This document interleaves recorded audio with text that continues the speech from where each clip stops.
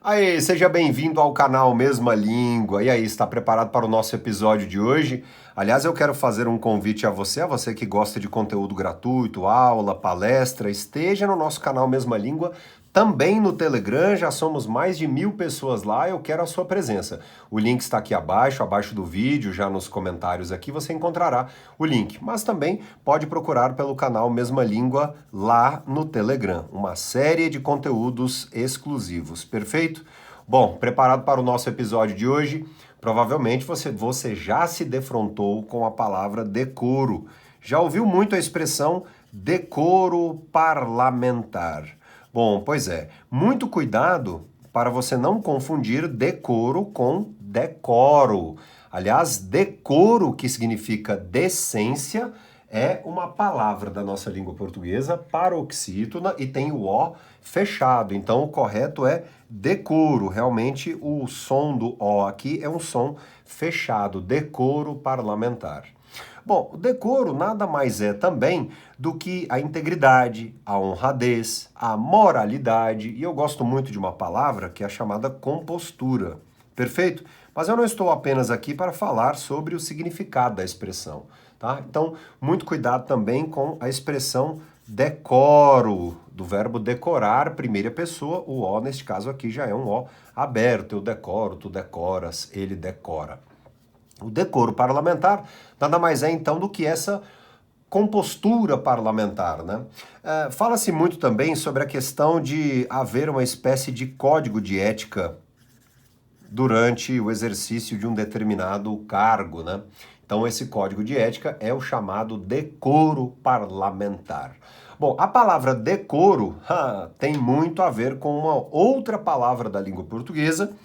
Aliás, vamos aqui à relação direta de decoro com a expressão decência, de ser realmente decente. Então, há esta relação direta. Você pode sempre se lembrar, então, que decência, DEC, tem a ver com decoro.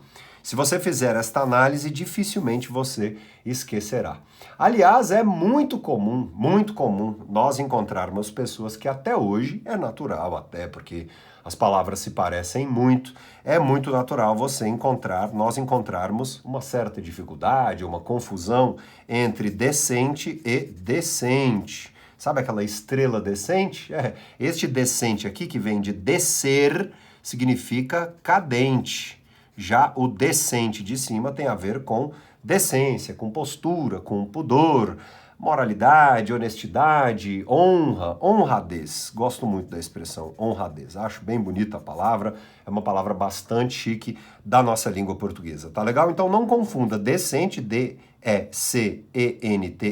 com decente, né? Que já tem o SC aqui. Muito cuidado a questão da ortografia.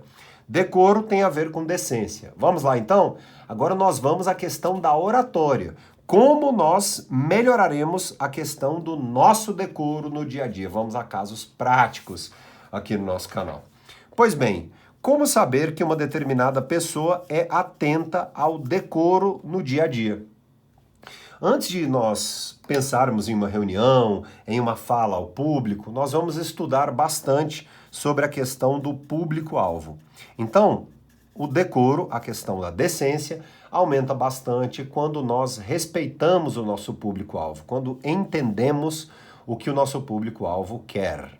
Mas mais do que isso, em muitos momentos, algumas palavras podem ofender.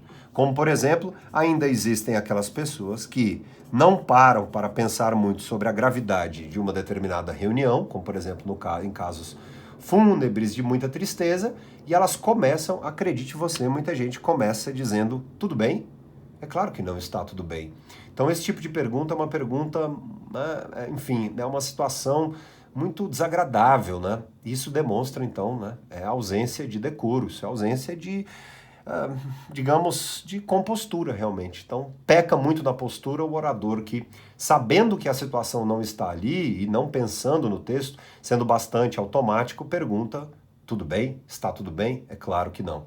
Daí ele pode trocar esse tudo bem por meus sentimentos, ou apenas fazer o silêncio, ou apenas colocar o seguinte, vim para deixo palavras de esperança, ou deixo esperança neste momento. Então, ele vai demonstrar realmente bastante ciência em relação àquele momento e vai exercer a chamada decência. Muita gente pode pensar assim, então, quer dizer que essa moralidade no discurso, essa questão da postura, tem muito a ver com esse estudo do público-alvo. Exatamente.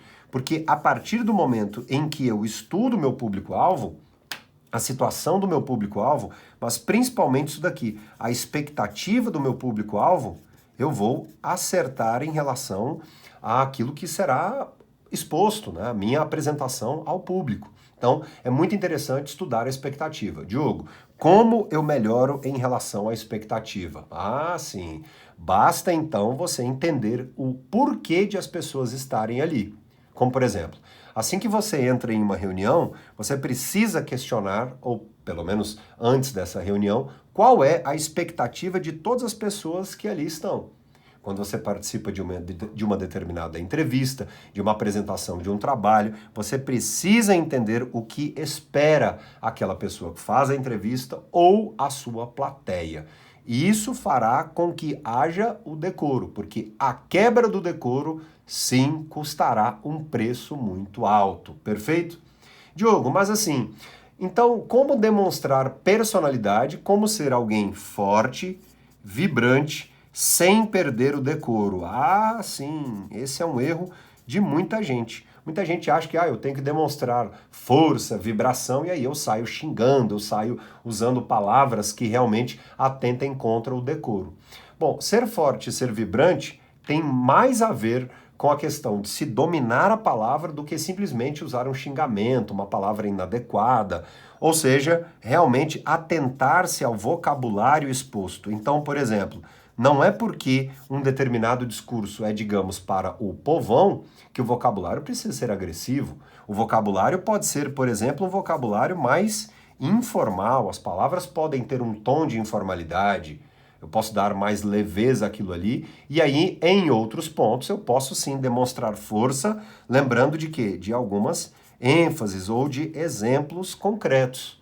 Então, por exemplo, alguns líderes acabam pecando nessa força, nesse poder, usando xingamentos e palavras que são vis, né? Lembrando que vis são palavras que representam algo como vilão, palavras vilãs.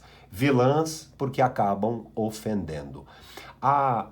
Quando se quebra realmente, né, quando há a quebra desse decoro, há exatamente algo desagradável no sentido da ofensa. Ofender é a maior regra de produção de um texto, de uma obra cinematográfica, de um roteiro, de uma palestra. E como não ofender? Exatamente estudando o público-alvo, usando palavras que são decentes, respeitosas. Elas podem ser fortes, elas podem ser vibrantes, sim, mas nada como bom estudo do público-alvo. Então, lembre-se muito bem de refletir sobre a expectativa, evitando histórias pessoais que não tenham a ver com a expectativa do público e principalmente tendo muita atenção para não ofender. Então, se não houver liberdade com o seu público-alvo, haverá ofensa, porque uma piada de mau gosto, por exemplo, pode colocar tudo a perder. Lembre-se de que o termo decoro, então, tem o O fechado, é uma palavra paroxítona finalizada em O, aliás, né? Tão paroxítona finalizada em O como o termo coco, que não deve ser acentuado, assim como jogo, assim como decoro.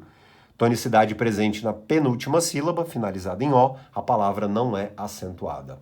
Pense muito bem na questão do vocabulário, pense muito bem se você fará um discurso informal ou formal. Lembre-se que quanto mais estrategista você for no desenvolvimento de uma apresentação ao público, na escrita, por exemplo, de um determinado e-mail, texto, trabalho, com mais estratégia você terá muito mais sucesso. É importante você clicar em curtir, ativar as notificações do canal Mesma Língua e ir lá ao nosso canal também no Telegram. Muito obrigado pelo constante apoio seu. Ontem nós colocamos uma live sobre crase, né? Ao vivo, crase, agora ou nunca. Espero que você curta bastante. Um abraço, até a próxima. Tchau, tchau.